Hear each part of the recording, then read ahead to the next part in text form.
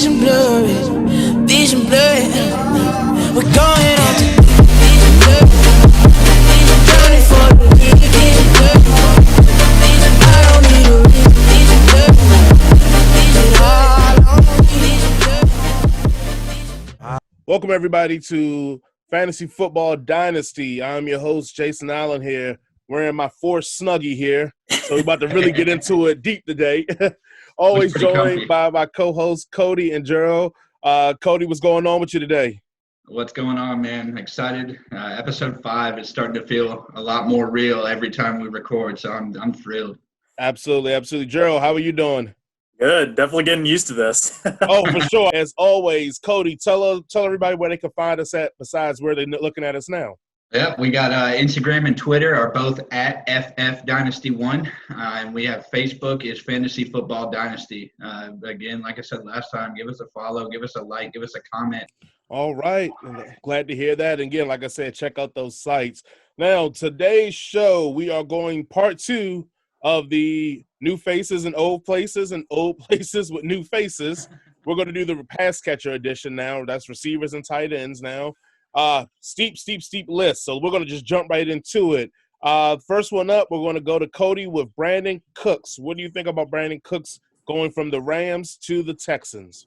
Brandin Cooks, the shiniest of all the Texans receiving corps turds. I really feel like most of these receivers are the same guy. You think of Fuller, Stills, QT, and Cooks. I think Cooks is, the best receiver out of all of them. I don't think there's any denying that. You've got the injury history that you got to look out for. But averaging over his 6-year career, you're looking at 67 receptions, 955 yards, and just under 6 touchdowns, which you're looking at 196.5 PPR points per year, which makes him a wide receiver 27. I see him as kind of a low-end wide receiver 2. All right. I had a dumb joke that was like, oh, his brain may eventually be cooked from concussion. So, staying on that same team, Gerald, I wanted you to talk a little bit about what do you think about for Randall Cobb, moving from the Cowboys, moving to the Texans? Yeah, Cody kind of spilled it out. It's deep over there. Cooks, Fuller, Stills, QT still. Now Cobb joins it. He was no better than the third option with Dallas, and I don't see him being better than the third option with the Texans. He'll be fighting for that third option with Kenny Stills. I'm drafting him in the late rounds, if at all. Absolutely. I think his only value will come if Fuller and Stills, who have history of injuries, go down. And Robby Anderson, I'm going to let Cody go ahead and jump in on that. I like Anderson this year, truthfully, not as anything spectacular, but because he's got a really crowded or a lot of mouths to feed realistically in that Panthers offense. You've got a lot of competition for targets in that offense, and you don't necessarily have a stellar quarterback throwing them to him. But Anderson does kind of step up. I see him as the number 2 in that offense. I've got him as a flex, and I'm probably looking at him in the double digit rounds. Gerald, do you have any you want to add to that, or you kind of with that as well? Yeah, he's no better than a bye week starter for me. He's got big playability, so you're hoping that he can get you a touchdown or 2 when you do start him, but that's about it. Yeah, the only hope is that you think Matt Rule will draw something up for him. But I think the biggest concern that you all are alluding to is Teddy Bridgewater just doesn't throw deep. I believe the 5 games he started with the Saints, he was average depth of target was 5 yards, basically. And if you go back to his history in Minnesota when he was the starter, he just doesn't have a pedigree of throwing the ball deep. So let's get into – that's all the things that we pretty much agree with up front. So let's get into the fun now. Let's go ahead and let's start with Emmanuel Sanders. Go ahead, Gerald. What do you got on Emmanuel Sanders? I'm pretty big on Emmanuel Sanders. I've loved Emmanuel Sanders ever since his time with the Steelers. He finished in the top 30 last year with a new team. Hold on, Gerald. Is that jading your fantasy perspective? Because he's a Steelers guy. You might think so. Just like I draft Frank Gore every year because I'm a Niners guy. Don't mean he's good. But go ahead. He did still finish top 30 wide receivers. And he joins a high-powered Saints offense that finished 7th in receiving yards. So he's the clear number 2 wide receiver there, and he'll cut into Jared Cook's production. No other pass catcher in the Saints offense had more than 65 targets. So Emmanuel Sanders is easily going to eclipse that. I see him as a wide receiver 3, potential flex in the late rounds. All right, Cody, what are your thoughts on it? Because I think we had a little friction in pre-production on this one. So. I'm going to go ahead and say I'm a lower on Emmanuel Sanders than Gerald is. He believes in Cook. Oh, Jared Cook. Oh, no, we know how I feel about Jared Cook. Actually. I do.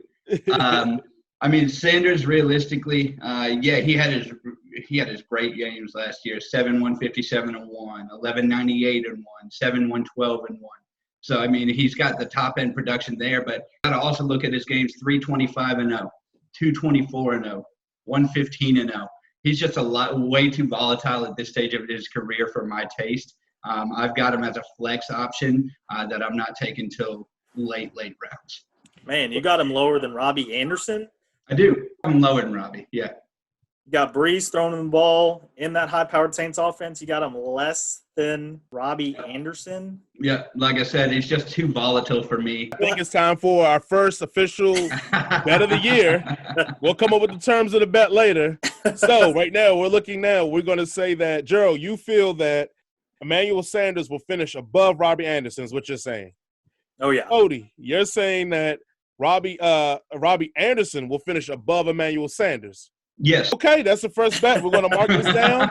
Once we start coming up, I'm going to eventually just get a bet board behind us and just keep it showing there. So, but that's going to be our first bet of the season there. I like where that's going. To your argument with Emmanuel Sanders, Cody, do you not think that some of the 49ers offense and restrictions on Garoppolo and the heavy run game contributed to some of those bad games? One of those bad games was Green Bay, and they pretty much ran all over Green Bay in that regular season game. Yeah, no, I completely feel like that had a little bit to do with it. I mean, you've still got when he was with the Broncos, I even remember some. That's what it is. He didn't like him cooking. He didn't like him cooking his Chargers. Oh, okay.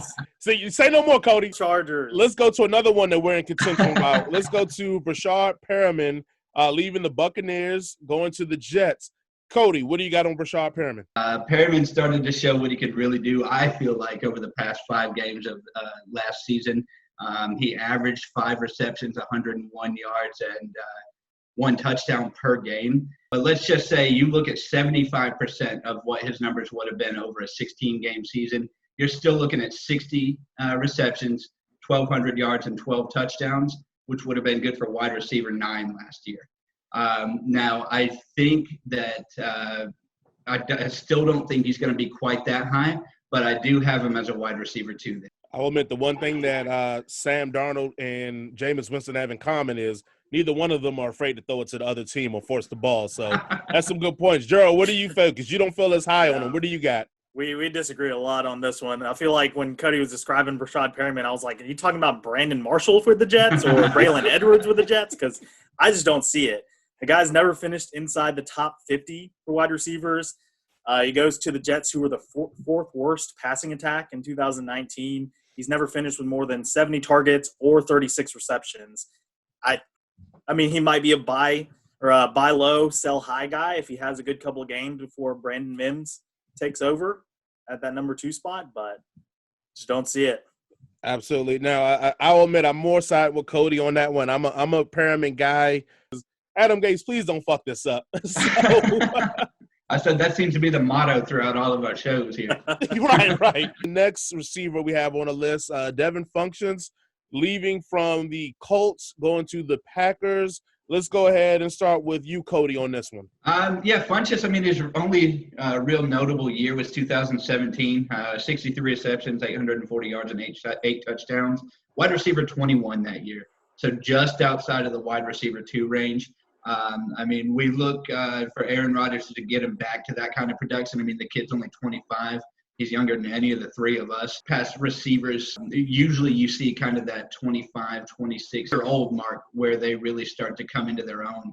I see Funchess as a low-end wide receiver 2. Man, Gerald, you can't control yourself. You're nodding your head no to every single fact. Let us know what you really feel. Put it out there. Come on, claim it.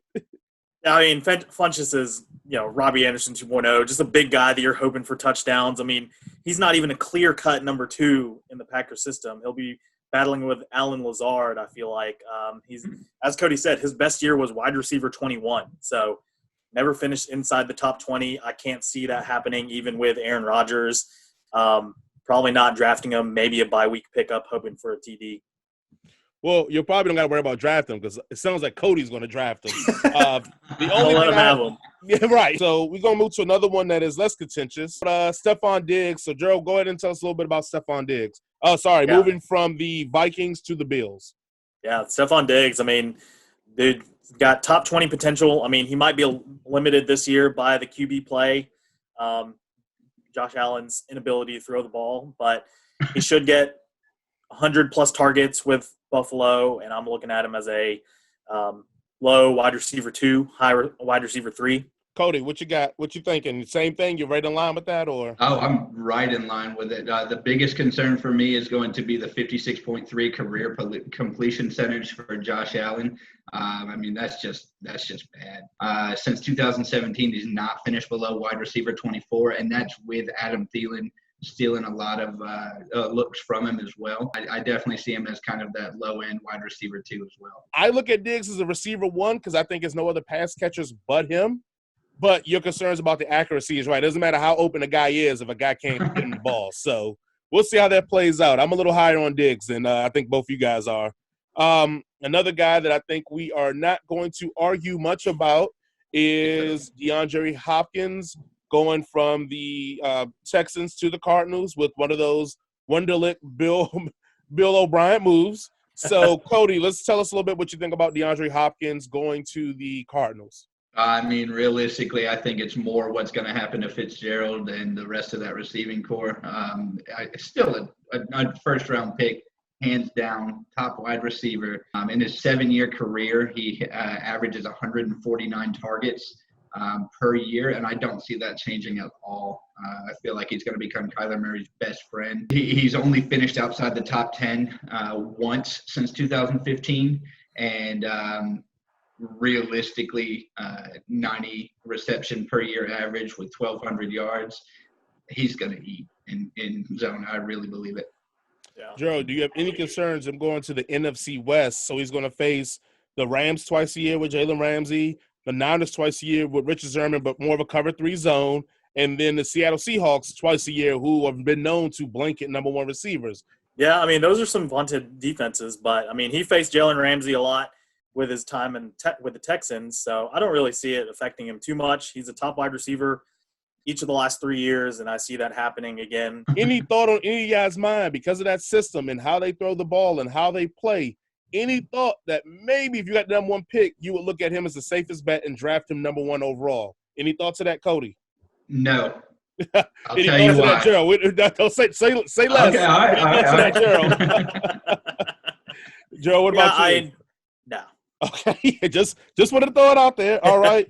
The other black person I had on the list was Geronimo, Allison, but none of us care about that. So we're just going to go on to tight ends then. The first tight end I had on the list was Rob Gronkowski, but please go see our second episode where we talk about Gronk Smash pretty much for damn near a whole episode in tight ends. So I don't think we need to go into that one. I do want to go into Tyler Eifert with everybody, and the reason why is because I think I might have a Love Jones, a crush on Tyler Eifert because I think this may be the year that he finally doesn't get injured and does something. So the reason why I feel this way is he's getting back, reuniting with Jake Gruden. Typically, Jake Gruden on tight ends, usually into the top 10 of tight ends. We're talking about people like Jeremy Gresham, Tyler Eifert, and even the often injured Jordan Reed. So we know the tight end position is a barren wasteland. So I like Tyler Eifert in this Jaguar system with a young Gardner Minshew who's probably going to rely on his tight end a lot more, and he's supposed to be healthy with Jake Gruden. Am I crazy, guys, for feeling this way? We'll start with you, Cody. Yes. I'll give you my short answer. Eifert's only played about 8 games a season if you average it out. 52% of his games in his career. I don't think that Eifert has shown us that he can stay healthy. Eifert has only finished as a tight end one time, and he caught 13 touchdowns. I think I see Tyler Eifert as a tight end too with upside. Joe, what say you? Yeah, I mean, I'm kind of with Cody here. I mean, like Cody said, his best finish in 2015 was tight end number 6, and that was with 13 touchdowns. So, I mean, honestly, I didn't even know where he went. I didn't know he was even still in the league. So, He might sneak under a lot of people's radars, but he's a bye-week pickup maybe.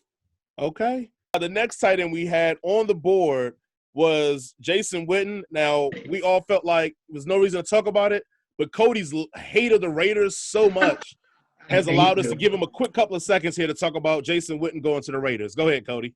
Now, before I say this, if a Raiders player is good, I'm going to say that they're good and they're going to have fantasy value. I don't want it to come off like I am just completely against the Raiders. But Cody, this is your show. You could be completely against the Raiders. The reason that Witten is not going to have any fantasy value this year is because of a good Raiders player.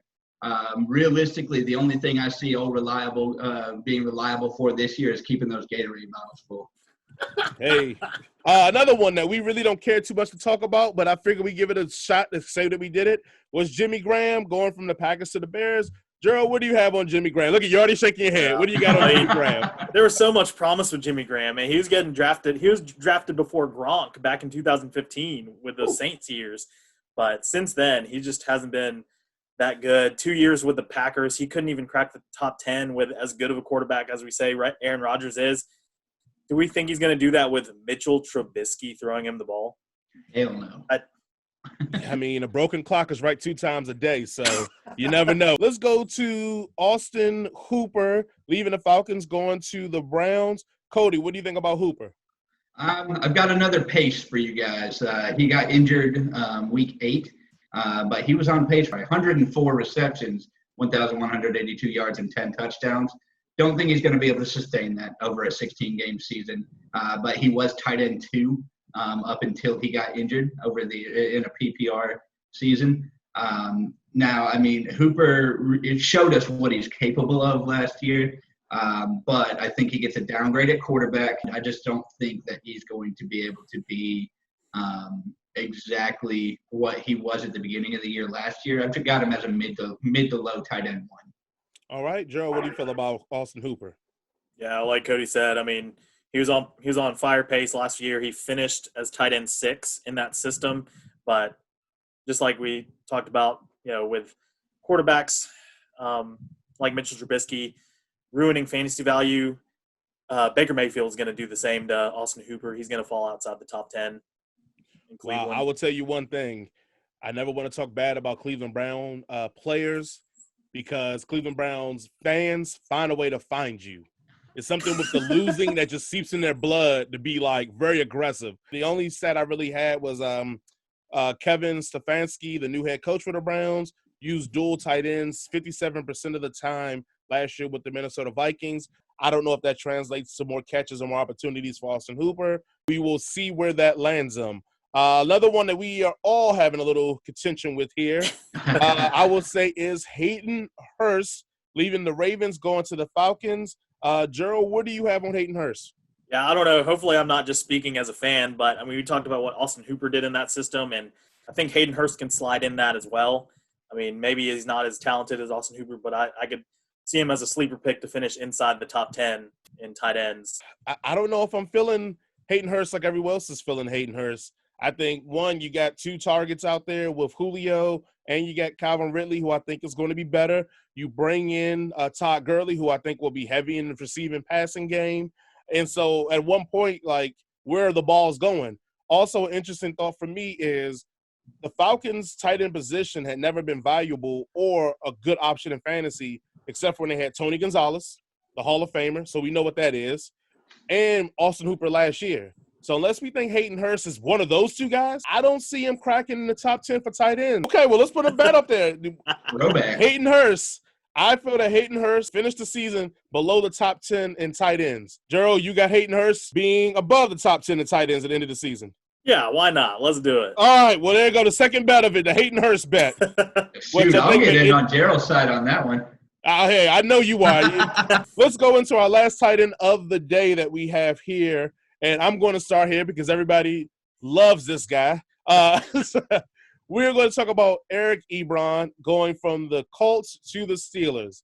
Eric Ebron going to the Steelers is the tight in heaven, because it's a myth about Eric Ebron being a good tight end, and it's a myth about the Steelers passing to their tight ends productively. Vance McDonald in 2018 finished as number 10 as the tight end for the Steelers. After that, the last time a Steeler tight end ended in the top 10 was Heath Miller in 2012, where he ended number 4. So literally 2 years, Steelers tight end had ended in the top 10. The Steelers, the myth of them throwing to the tight end is a Pittsburgh myth because people love yelling Heath. That's where that came from. So every time he caught a ball, it felt like he caught 7 because they would yell his name for the rest of the game. But I feel like Eric Ebron is going to be one of those players people are going to draft with a lot of ambition, and he is not going to fulfill that card. I am a Steelers fan, and I think, like you said, I think there is probably something wrong there. I mean, they talk about how much Big Ben loves the tight ends, but if you look at the numbers, it probably doesn't line up. I mean, Eric Ebron, I think, still holds a little value in that depleted pass-catching core that the Steelers have. Outside of 2018, fortunately, I had him rostered in both of y'all's leagues that year. Outside of that year, really, he hasn't been too spectacular. There's been so much hype surrounding that man his entire career. And I will say that I feed into the hype a little bit. I still think that he can produce realistically. Trying to project him is like trying to blindfold yourself and throw a dart at a dartboard. I mean, realistically, I've got him as a lower end tight end 1. I hope you're right, Cody. I don't know if I agree. I hope you're right, though. I don't want to overuse my favorite phrase about people being in the bag, but he's definitely one of those players for me. And that brings our show to the end. We went over pass catchers, receivers, and tight ends that are in new homes. Hopefully this was insightful, gave some people some information and thought process. Maybe you found out somebody moved to a new place that you didn't even know had got moved, traded, or released. So that puts it in there. Oh, a side note, is there any cause of a concern that Andy Dalton had 5 teams chasing him, and Cam Newton's still working out on Instagram? I think it's more of a concern that the Cowboys paid Andy Dalton before they paid Dak Prescott. Ooh, that's cold-blooded. I think you may have got the hot take of the day. Matter of fact, that may be the title of the episode. Cowboys paid Dalton before Dak. Again, Cody, tell everybody where they can find us at. We are at FF Dynasty 1 on Instagram and Twitter, and we are at Fantasy Football Dynasty on Facebook. Again, like, comment, follow. Tell us what you like. Tell us what you don't like. You guys, as always, we appreciate everybody that listens, watches, subscribes, follows. Thank you so much, and you all have a good day. Ooh.